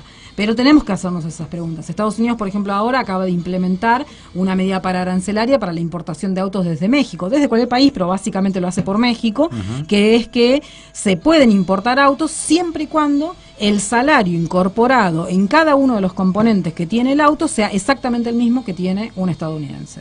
Si no, no se puede importar el auto. Eso es una medida paraarancelaria que también deberíamos... Posible. No, hoy con la tecnología esto ¿Sí? se puede hacer, sí, hoy tecnológicamente esto se puede hacer, pero no sé si esa es la medida para nosotros, me encantaría igual, pero sí pensar una serie de medidas parancelarias que favorezcan a la industria nacional. Y en ese sentido la provincia de Buenos Aires tiene que tener el compromiso de insertarse dentro de esa política macroeconómica pensando en la generación de puestos de trabajo, pero que tenga que ver con este desarrollo que hablábamos antes de equidad territorial, ¿no? Pensar las poblaciones que son expulsoras de población, pensar desarrollo específico para ello. Pero, además, esas poblaciones, que es la experiencia que nosotros hemos tenido en provincia de Buenos Aires, tienen que definir su propio plan estratégico dentro del compromiso provincial y nacional. Porque la verdad que desde el Ministerio de Economía en la Ciudad de La Plata uno defina, bueno, en Puan hay que hacer tal cosa, en Mar del Plata hay que hacer tal otra, la verdad que es muy difícil llevarlo adelante si la comunidad entera no tiene una conciencia de que hay que llevar adelante un proyecto. Entonces tienen que salir evidentemente de cada uno de esos lugares. Pero sí nosotros tenemos, creo yo, que rescatar también políticas que hemos implementado a lo largo de nuestra historia y que se han ido modernizando, por supuesto. Por ejemplo, tener una, como la antigua Junta Nacional de Granos. Nosotros hoy, nuestro problema pasa a ser alimentario, por más que se dice que Argentina puede alimentar a 400 millones de personas en el mundo, el ministro de Agroindustria de la provincia ha dicho que la provincia de Buenos Aires puede alimentar a 250 millones de personas en el mundo, tenemos situaciones de hambre.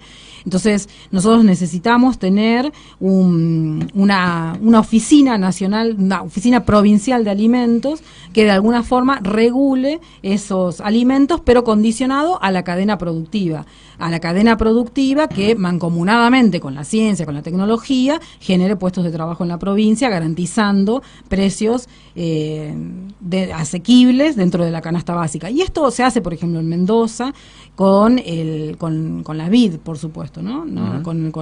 Copiar ese modelo, digamos. Sí. Esto se puede hacer y hay que hacerlo en la provincia de Buenos Aires. Y esa, bueno, por supuesto, una de las medidas, pero también tenemos que generar polos productivos en distintos lugares, por ejemplo, cinematográficos, de cultura teatral, son sectores que traccionan mucha producción, que tienen muchos encadenamientos. Uno habla de la construcción generalmente como una cadena que genera distintos eslabones productivos y tracciona, por ejemplo, a la industria textil cuando uno compra las cortinas para la casa, a la industria del cemento, por supuesto, como uno de los primeros elementos, pero después a los ceramistas, a todo lo que es la línea blanca, etcétera, etcétera. Hay otros sectores económicos que también traccionan distintos eslabonamientos y eso se puede hacer también en la provincia. La última, quiero hacer. Tengo una también. Bueno, dos. Bien. Dos consultas. Una, yo no le quiero dar el discurso de la seguridad a la derecha solamente, ¿no? Yo no sé si vos pensaste cómo abordarías el tema de la seguridad en la provincia de Buenos Aires. No sé, cárceles o alguna, no sé, busquemos el delito, lo que sea. ¿Desde dónde encararlo? ¿De dónde lo encara, digamos, uno del campo nací popular, el discurso de la seguridad? Sí, primero, obviamente que es sumamente complejo y creo que tenemos que abandonar la cosa culposa que tenemos. No te estoy pidiendo algo específico. No, pero lo que digo... Me interesa porque es el discurso que agarra a la derecha, ¿no? El narcotráfico. Sí. Yo creo que tenemos que abandonar el discurso culposo que tenemos muchos de los compañeras y compañeros en cuanto a siempre estar observando reservando un derecho y no otro. Digo, me parece que en este sentido todos los derechos son importantes y uno no puede abandonar uno por el otro. Y me parece que nos pasó un poco eso, me da la sensación a mí. Sí. Pero digo, el tema del delito en la provincia de Buenos Aires se viene incrementando desde hace mucho tiempo. Por supuesto, en esta gestión se ha incrementado mucho más y la cuestión del blindaje mediático que tiene la gobernadora hace que por ahí no esté en los medios, pero uno lo vive día a día en la provincia de Buenos Aires tremendamente, tremendamente. Esto tampoco quiere decir que nosotros hayamos podido resolverlo antes, ¿eh? No estoy diciendo. Yo siempre insisto, ¿no? Que el año 2015 ni la provincia ni ni la nación eran Suiza, ¿sí? Pero sí claramente en muchos elementos estábamos mucho mejor que años anteriores. Y este gobierno nos va a dejar en todo peor, todo para atrás, ¿no? Pero no es que yo esté haciendo una defensa acérrima de todo lo que hicimos nosotros, porque nos quedaron muchas cosas por hacer. Entre ellas, creo que sí, avanzar más en materia de seguridad. El tema de las cárceles, por supuesto que por ahí puede llegar a ser una medida coyuntural, ¿sí? Porque la verdad también el tema del hacinamiento, lo que se ha vivido una masacre ahora en Echeverría, la verdad que fue tremendo eso, la verdad que fue tremendo, y uno tiene que dar una respuesta a los problemas urgentes, y tiene que ver quizás con esto de las cárceles, pero no puede ser la medida fundamental, ni mucho menos que uno piensa a mediano y largo plazo. Un poco lo que hablamos de pensar a largo plazo, ¿no? Sí, totalmente. La Comisión Provincial de la Memoria, el otro día, que son críticos del ciolismo, ellos decían que venía incrementándose en el último año de Scioli a 1.700 detenciones por año en el 2015 y actualmente están en 4.500. Entonces, imagínate, no es casualidad, porque aparte tenés la de Pergamino también, que es el otro incendio también, que murieron un montón de también tenés cárceles en el interior, en el resto de las provincias, que están vacías o que no, digamos, tienen cupo, pero no pueden mandar. Sí, pero esto, lo de Esteban Echeverría, o sea, es un tema, porque vos tenías 26 detenidos, 26 detenidos donde tenías que tener 10. Sí, por eso digo que hay situaciones que son urgentes y que por más que no sean medidas que uno tomaría a mediano y largo plazo, porque uno se imagina la seguridad de acá a 20, 50 años de otra forma, uno no puede dejar de mirar qué es lo que está pasando actualmente. Y hay que dar esas respuestas, No hay que militarizar, hay que ser más piola, ¿no? Mira, según Zaffaroni, la mayor causa en términos estadísticos de problemas de violencia se da por cuestiones de hacinamiento habitacional, no por problemas de delincuencia, mucho menos por problemas de narcotráfico y mucho menos por problemas de crimen organizado. Es decir, una familia que tiene que vivir hacinada es muy probable que tenga problemas de violencia por el roce mismo, y muchos casos de violencia en términos de lo que pasan en la provincia de Buenos Aires tiene que ver con un déficit habitacional. Bueno, una de las medidas que la verdad que creo que también se puede implementar en la provincia de Buenos Aires, que tiene que ver con esto que me hiciste acordar y te agradezco, es que nosotros necesitamos implementar un plan de autoterminación de viviendas, ¿sí? Porque la verdad que desde la provincia uno puede tener un plan de vivienda, o la provincia de Buenos Aires en este presupuesto está disminuyendo el presupuesto que tenía en el año 2018, o sea, tremendo, ¿no? Cae como un 20% respecto al presupuesto anterior. Pero es difícil entregar la llave de la vivienda con todo terminado. Entonces, cuando uno puede generar desde la provincia, asociado con gremios para ver cómo se hace la distribución, y después generar el último, lo último que le llega a la vivienda, por ejemplo, los cerámicos, los azulejos, o por ahí definir qué es lo último, ¿no? Pero podría ser los azulejos, podría ser la puerta que la persona quiere tener, que la familia, y que vaya personalizando su vivienda, le facilita al Estado también poder hacer mayor cantidad de viviendas, como un plan de autoterminación de la vivienda. No quiere decir de autoconstrucción, pero sí de autoterminación de la vivienda. Y esto también evita problemas de corrupción, por supuesto, porque en el picaporte se pueden pasar millones de picaportes y decirte que te vendieron 10 millones y en realidad se vendieron 1 millón, digo, ¿no? Es muy difícil de controlar todo eso. En cambio, es mucho más fácil de controlar la parte más gruesa de la obra y después que el otro sea terminado por las familias. Pero esto también se puede implementar en la provincia de Buenos Aires y de hecho se está implementando en González Chávez con un éxito total. Con un éxito total.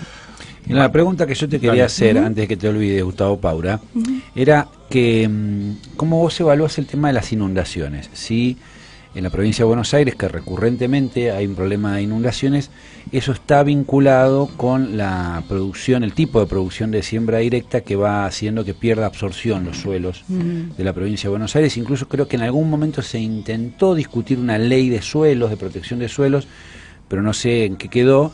Y si vos relacionás que hay algún tipo de vínculo entre las inundaciones, que recurrentemente hay en la provincia de Buenos Aires, y el tipo de siembra directa con fertilizantes sintéticos, fumigaciones, que va haciendo que pierdan absorción los suelos. En primer lugar, la provincia de Buenos Aires es un plato hondo, ¿no? Así que naturalmente la provincia de Buenos Aires tiende a tener concentración de humedales, etcétera, etcétera. Pero por supuesto que toda la actividad humana genera también distintos cambios climáticos que hacen a que se llueva más, por ejemplo, o que haya más llegada de agua desde el norte de Argentina, desde Brasil. Digo, esto es natural, lo que está sucediendo natural, no, Sí, no los es canales natural. clandestinos. Bueno, las perforaciones y los canales clandestinos son terribles. Y la siembra directa también sin control, por supuesto que también genera impermeabilización de los suelos. Todo esto tenemos que controlarlo, pero yo insisto con esto de la mirada de mediano y largo plazo, porque ¿cómo hacemos para fiscalizar toda la provincia de Buenos Aires, todos los campos de la provincia de Buenos Aires, cuando tenés un ministerio de sector agropecuario que no tiene recursos, por ejemplo? Claro. Entonces es muy difícil eso. Siempre terminamos hablando de la cantidad de plata que va a tener la provincia o no para poder hacer distintas medidas. Y, por ejemplo, todo lo que fue las obras del Salado en la provincia de Buenos Aires son obras magníficas que están permitiendo que muchas zonas no se inunden en la provincia de Buenos Aires. Pero demoraron muchísimo tiempo. Obras que podrían haberse hecho antes si hubiéramos tenido más recursos. Claro. Son obras nacionales, no estoy diciendo de la provincia de Buenos Aires. Pero, digo, yo doy clases en Florencio Varela, ¿no? Todos los sábados. Y voy por la Calchaquí a dar clases y uno ve que se demora. ¿Y por qué? ¿Se demora el asfalto? No, se demora la plata, porque en realidad hacer el asfalto es rápido, el problema es la plata. Entonces, volvemos siempre al mismo problema, digo. Las inundaciones en la provincia de Buenos Aires tienen múltiples causas que las generan. El problema es cómo hacemos para ir revirtiendo cada una de sus causas. La cuestión natural de que la provincia es un plato hondo, y bueno, las obras del Salado la verdad que vinieron a remediar eso. No se remediaron todo el resto de las causas que generan la provincia de Buenos Aires. El tema de la siembra con distintos fertilizantes, con agroquímicos, etcétera, con canales clandestinos, con perforaciones clandestinas, tiene que ver primero con una política nacional de qué es lo que permitimos que se siembre y qué no, y después de fiscalización de la tierra. Pero la verdad que es difícil, la fiscalización de la tierra es muy difícil. Muy bien, 20 y 44, la verdad, muy interesante, Silvina, la vamos a volver a invitar más adelante. Porque bueno, siempre es lindo discutir con alguien que sabe, ¿no? Varias veces cuando sea gobernadora también la volvemos a traer. Sí, obvio. Quizás presidenta. Qué grande. Presidenta de Boca. Oh, bueno. Es el caminito. Sí. No. No sé, Ricardo, vos. Silvina Bataki, señor, estuvo en Salga del Sol. Ya volvemos. Vamos a escuchar un temita. Radio H.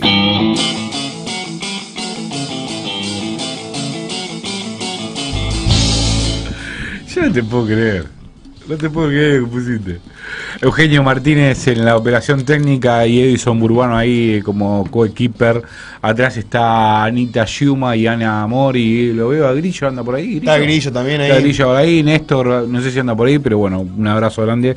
Bien, ya queda prácticamente nada, 20 y 52. ¿Conclusiones? ¿Qué les pareció?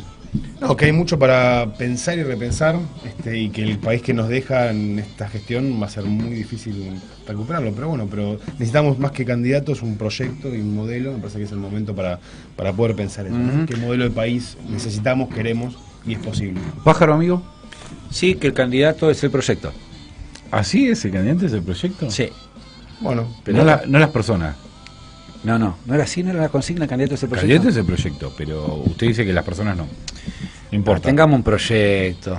busquemos un proyecto, tengamos un construyamos. proyecto. Yo creo que hay que construir un proyecto, obviamente. O sea, a mí, por ejemplo, Nosotros acá, al menos Pájaro, el puerto de La Plata es un tema importante. Sí.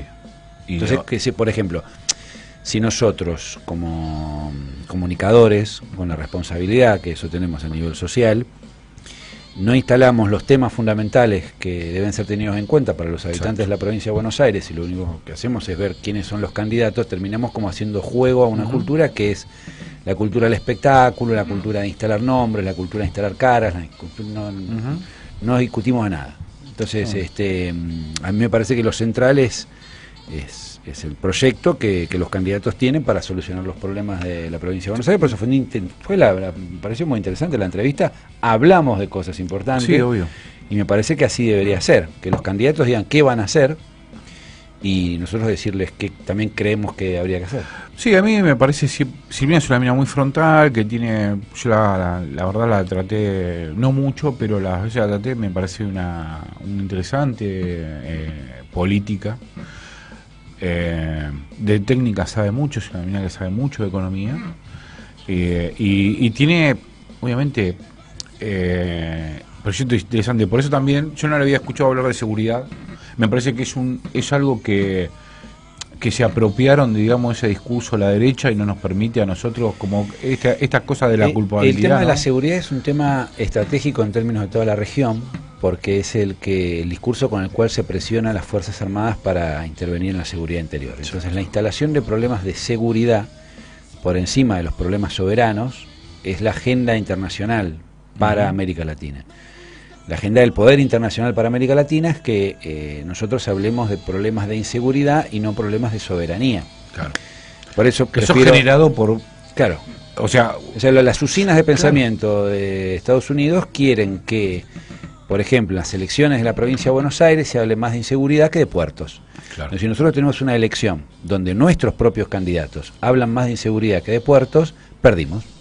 ¿Por qué? Porque si se instala el tema de la inseguridad en la provincia de Buenos Aires, seguramente la solución va a ser más policía. Sí, obvio. Y nosotros con más puertos resolvemos el problema de inseguridad, porque vas a tener más trabajo. Más laburo, tal cual. Sí. Por eso es interesante. Nosotros acá, de Salgan al Sol, el proyecto, digamos, comunicacional que nosotros tenemos como programa, es casualmente ir a debatir estos temas, ¿no? Traer las personas adecuadas para que nosotros pensemos, como el programa anterior con Martín Scalabrini Ortiz, que hicimos acá, hablando de estructuralización, el tema anterior hablando de la ley de semillas, y traté de buscar a Jorge Rulli para conocer su opinión, un tipo que era del grupo Reflexión Rural en la década... Muy interesante, sí, Jorge Rulli. Y bueno, me contacté con él. El tema de que bueno, que ya está grande, es un tipo de 80 años, que no ve... Lo hacemos en su casa, está enfermo. Sí, no, pero lo traté para... Casualmente le pasé el programa para contarme, dijo, bueno, yo no estoy de acuerdo con algunas cosas que se han dicho ahí, porque él dice el modelo, en realidad, planteándolo, se los cuento ahora al aire para ver, porque es interesante. Ojalá pueda volver a hablar con él. Él lo planteaba y dice, bueno, pero no se está discutiendo, lo que se está discutiendo es la ganancia de para qué lado, si es para Monsanto o es para el Estado. ¿No? Dice que el modelo es lo que él critica, y en realidad es lo que nosotros criticamos cada vez, el modelo de sojización. Tiene razón, Jorge Rulli tiene razón. El problema es el modelo, la modelización de un país. No es cómo se reparte la guita, sino la modelización. La palabra modelo viene de modelizar. Entonces vos podés hacer un país absolutamente deforme en términos poblacionales e injusto, pero te puede dejar mucho rédito económico. Claro. Entonces, si la distribución es la distribución del ingreso y no la discusión del modelo, entonces simplemente con un gran préstamo del Fondo Monetario y con una discusión de buena capacidad de retenciones en una ley, ya está. El problema es el modelo de desarrollo. Sería interesante por ahí comunicarse telefónicamente. Voy a tratar de hablar con él, lo que pasa que como no ve, escribe. Yo lo conozco personalmente, nos puteamos varias veces con Rulli, pero lo respeto muchísimo. Sí, no, a mí me parecía, ¿sabes qué? Lo contacto para tener un contrapunto de un tipo que sabe una banda. Mira, el tipo es el que inventó todo en términos del peronismo. Es uno de los fundadores del MRP, que fue el grupo que después impulsó la JP. Tiene problemas de visión porque fue torturado, su cuerpo se estudia porque tiene un montón de problemas a partir de la tortura. Es un tipo con unos huevazos gigantes y que salió, es el primer tipo que salió, o por lo menos que planteó con más intensidad el problema de la sojización en la República Argentina, que es el problema de este país, la sojización y el modelo de desarrollo a partir de un monocultivo. O sea, un enclave colonial produciendo soja para los chanchos chinos. No, ni hablar. Entonces, bueno, yo lo respeto mucho. A veces hemos tenido algunas discusiones, pero me parece que Que vale la pena a veces discutir con compañeros. Sí, ni hablar. Él planteó, digamos, la diferencia en la visión del peronismo. Porque cuando le paso el programa seguramente nos escuchó a todos. Y bueno, yo lo que quería era, bueno, casualmente quiero escuchar algo diferente también a lo que nosotros venimos laburando, porque en realidad nosotros no tenemos la agenda de Clarín como verán, ni nada, sino que tratamos de buscar siempre otros temas que vayan al fondo del asunto y no a lo superficial, a la sociedad del espectáculo, a lo superfluo, ¿no? Así que bueno, esto ha sido Salgan al Sol por hoy. Ahora viene Demoliendo Teles. En el último minuto quiero decir algo sobre el G20 que se nos pasó. Diga. Venía pensando lo siguiente: imagínate que una familia, el tipo le dice a la mujer, che, negra, necesito la habitación de la nena. ¿Para qué? No, porque mira, va a venir mi patrón y necesito que desocupemos la habitación de la nena. Y con esto, viste, que ocuparon casi la media capital federal, viste, que no nos dejan entrar, no hay subte, no hay nada. Y la mujer le dice, ¿para qué tiene que venir tu patrón? ¿Para qué quieres la habitación de la nena? Y dice, no, porque va a venir mi patrón con unas minas y necesita enfiestarse. Y bueno, yo le ofrecí, prácticamente estamos haciendo eso en la Ciudad de Buenos Aires. Se está ofreciendo el territorio de la Ciudad de Buenos Aires para que vengan a enfiestarse los grandes poderosos del mundo. Patético. Sí, me hace acordar el sketch de Olmedo, ¿viste? Ese que era el empleado que siempre el jefe para ascender le pedía la estufa y el tipo se caga de frío y dice, ¿cuándo nos va a devolver la estufa? ¿Te acordás? ¿Te acordás de ese sketch? Bueno, esto ha sido Salgan al Sol. No se vayan, en Radio H viene Demoliendo Teles con Valentina, con Cristian y con Mauro. Chau, hasta el jueves que viene, ya no sé en qué día veo, jueves 19 horas aquí en Radio H. Gracias. Chau.